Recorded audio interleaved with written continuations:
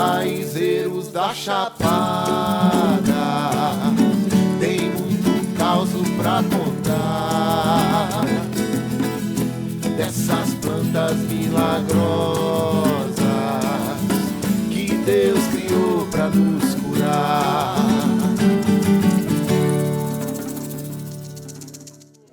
Bom, meu mestre, gente, foi minha mãe, meus avós, né, meu sogro, que minha mãe era búgria, né?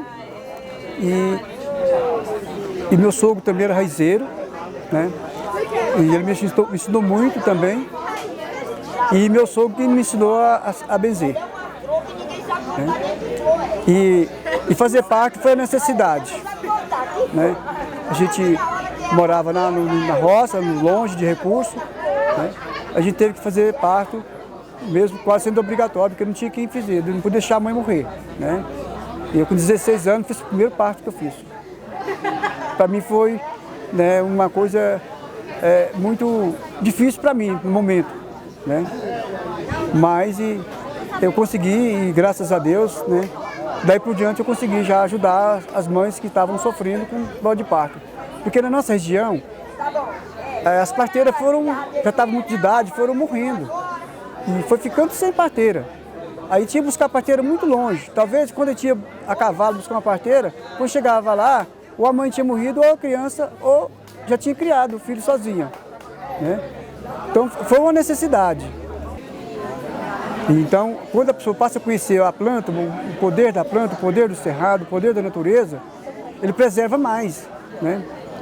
Porque ele vai saber que aquilo um dia vai fazer falta, ele precisa daquilo para sobreviver. E a gente está passando por um momento difícil na nossa vida, com a saúde pública, né? E o pessoal está buscando uma alternativa para sobreviver. E a saída é o cerrado. Então a gente está percebendo que o pessoal está interessado mesmo a conhecer as plantas, né? O poder das plantas, para que elas servem. Né? Então daí acho que vai nascer uma fonte de preservação do cerrado, do meio ambiente. A gente viu que a maioria das plantas, 70% das plantas do cerrado são germinadas através da fauna, né? E o resto através do vento e o fogo, né? Então a gente percebeu que as frutas que têm polpa, os animais comem e defecam, né? E ela quebra a dormência por causa do gasto líquido que tem no intestino do animal, né? Para a digestão dele. Então ela quebra aquela dormência e ela começa a afinar um pouco daquela casca dura que ela tem, né? Então fica mais fácil a germinação dela.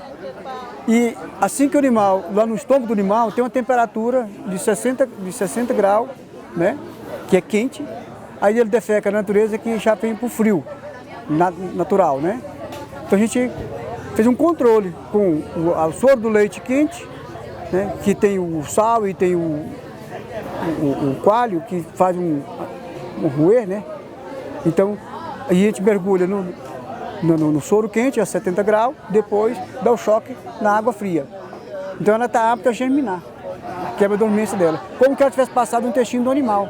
Sobre a quebra de dormência das espécies, tem um tipo de quebra de dormência que é através do fogo, que são algodãozinho, que são velume branco, são a enorme variedade de plantas que também nascem atrás do fogo.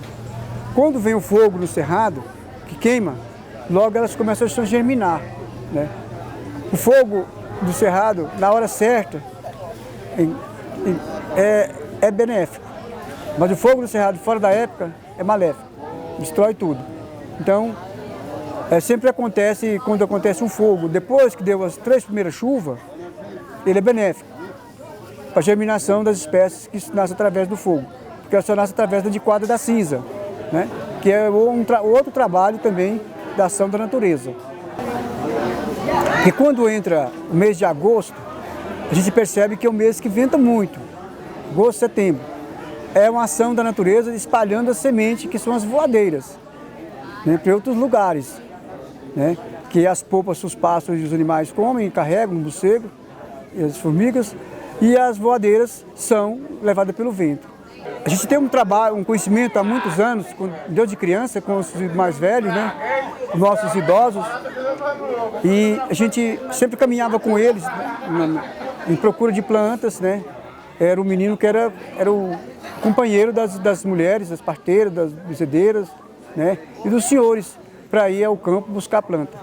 E ele ia falando o nome das plantas e o jeito das plantas, e eu fui gravando na minha memória, né, as espécies. E chegou um tempo que eu gravei bem gravado, né? Então, chegou um ponto de eu ter um conhecimento com uma grande espécie de plantas medicinais do cerrado. E com a palavra deles, isso aqui serve para isso e para isso, eles não tinham estudo, mas tinham um conhecimento popular muito rico, uma faculdade de vida, pelo sofrimento, porque a medicina era muito difícil, muito escassa e não tinha condições. Então, a solução era o remédio natural. E a gente acompanhava os senhores, sempre falava para a gente, olha, vamos fazer uma garrafada, tem que pôr um diurético, um anti-inflamatório, um depurativo, tá?